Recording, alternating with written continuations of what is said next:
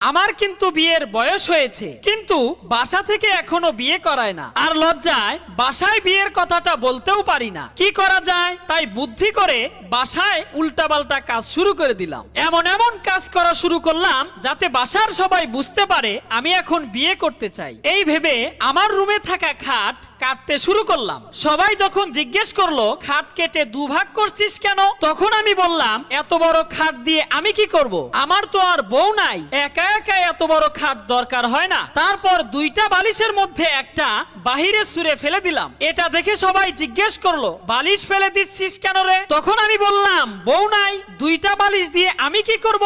রাস্তা দিয়ে অন্য কারো বউ গেলে বড় বড় চোখ করে তাকিয়ে থাকতাম। এটা দেখে বাসার সবাই জিজ্ঞেস করলো কিরে, মানুষের বউ দেখে এভাবে তাকিয়ে থাকিস কেন?